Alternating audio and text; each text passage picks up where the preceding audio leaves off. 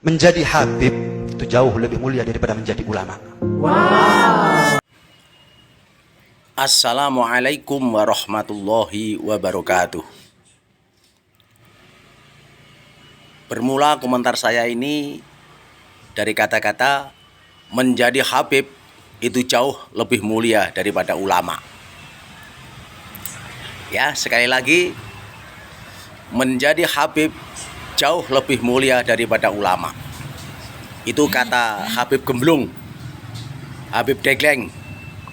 Maka saya komentari, berawal dari komentar Habib Degleng.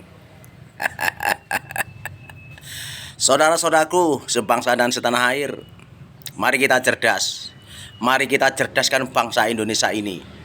Jangan sampai dicekoi dengan kata-kata yang tidak bisa mencerdaskan otak bangsa kita.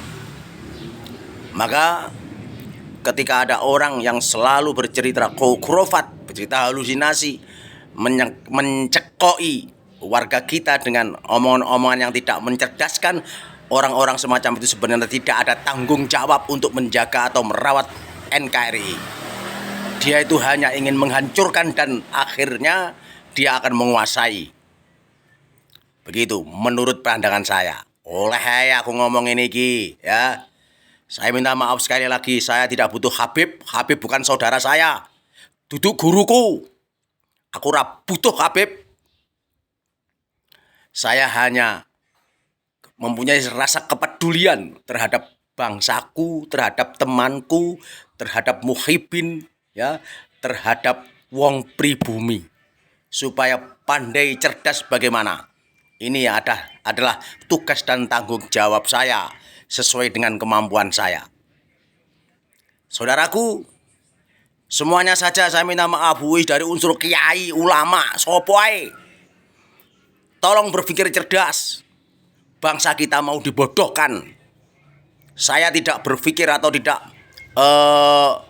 memfokuskan saya pada habaib. Habaib tidak ada apa-apanya. Saya hanya memfokuskan kepada warga kita, muhibin kita. Muhibin itu adalah orang-orang kita, orang-orang pribumi. Ayo kita openi, kita selamatkan. Ojo menengai, jangan diam saja. Karena ini juga tanggung jawab kamu, hai para kiai. Ya, sekali lagi, Habib Degleng, siapa itu namanya? Saya nggak paham itu. Gemblung itu siapa itu? Jolodong itu siapa itu? Membodohkan rakyat. Sekali lagi, saya akan sedikit. Sebenarnya aku moh ngomong dalil moh. Mergo rek gunane dalil karo wong gendeng-gendeng ngono kuwi. Ya. Setiap ada hadis tidak ada yang mengatakan Habib. Satu contoh. Alaikum bimujalasatil ulama. Tetap ulama, bukan bimujalasatil habaib. Ulama. Artinya ulama itu lebih tinggi. Ya. Ulama warasatul anbiya, ulama lagi, bukan habib. Sayati zamanun ala ummati yafirruna minal ulama. Ulama lagi, bukan habib. Kok ada habib mengatakan bahwa habib itu jauh lebih baik daripada ulama? Habib gendeng, Degleng itu. Saya tidak peduli siapa yang bicara. Saya hanya memfokuskan kepada teman-teman saya, saudara-saudara saya. Ya, bangsaku wong pribumi, selamatkanlah teman-teman kita dari cengkeraman para habib gendeng itu. Ya. Wahai teman-temanku semuanya saja, atau para kiai-kiai, mari kita berfokus memikirkan kepada umat. Kita selamatkan umat ini.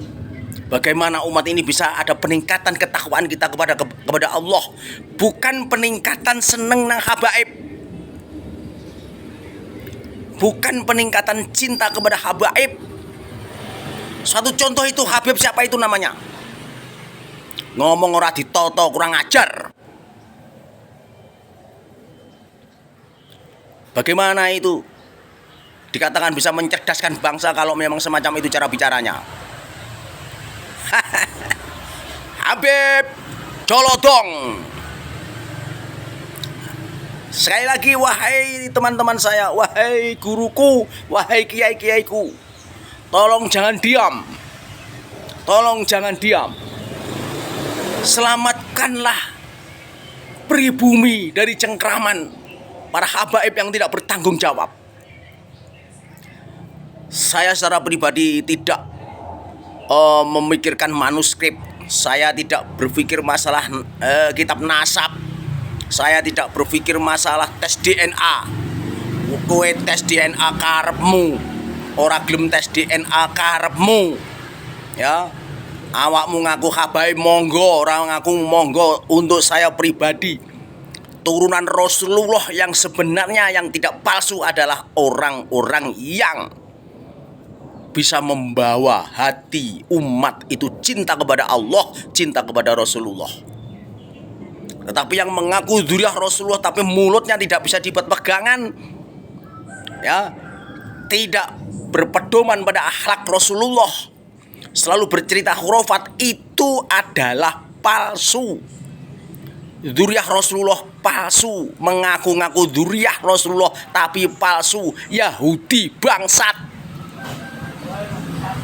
Saya minta maaf, saya berbicara semacam ini hanya fokus untuk santri-santri, untuk masyarakat, untuk muhibin, untuk pribumi, agar lebih cerdas, agar lebih menciptakan satu keimanan kepada Allah, agar otak kita, pikiran kita cerdas di dalam mencerna hal yang baik dan yang buruk. Mari kita tinggalkan habaib-habaib itu, kita tinggalkan. Habaib-habaib itu orang Yaman. Habaib-habaib itu bawaan daripada Utsman bin Yahya, orang Yahudi, antek daripada Belanda. Kalau memang sampean mengaku dzurriyyah Rasulullah, kalau memang sampean mengaku keturunan Rasulullah, kalau memang sampean mengaku mengalir darah Rasulullah, tolong mulutnya yang bagus, bicara yang bagus. Tolong ciptakan kedamaian. Tolong bangunkan hati orang-orang yang mestinya tidur tidak mau takwa kepada Allah menjadi lebih senang takwa kepada Allah. Kalau sampean memang benar-benar mengaku Rasulullah, mengaku dzurriyyah Rasulullah. Tidak hanya cerita khurafat, tidak hanya cerita yang tidak masuk di akal. Itu adalah pembohongan, pembodohan, dan itu bukan dzurriyyah Rasulullah, tapi dzurriyyah palsu. Rungkat. Saya tidak butuh manuskrip, saya tidak butuh kitab nasab. Saya lihat dari cara bicara kamu sudah merupakan satu bukti bahwa kamu bukan dzurriyyah Rasulullah. Wahai temanku, sekali lagi mari kita tinggalkan habib-habib yang tidak bertanggung jawab. Kita tinggalkan. Iki wong Kediri, saya minta maaf beribu-ribu maaf. Ini adalah tanggung jawab saya sesuai dengan kemampuan untuk mengentaskan kemiskinan akhlak daripada muhibin, saudara-saudara saya pribumi. Termasuk para kiai juga mempunyai tanggung jawab ke sana. Jangan diam saja. Mari kita ciptakan Indonesia ini utuh. Jangan sampai diobok-obok, diacak-acak oleh orang-orang imigran. Sepurane sing akeh wong Kediri. Assalamualaikum warahmatullahi wabarakatuh.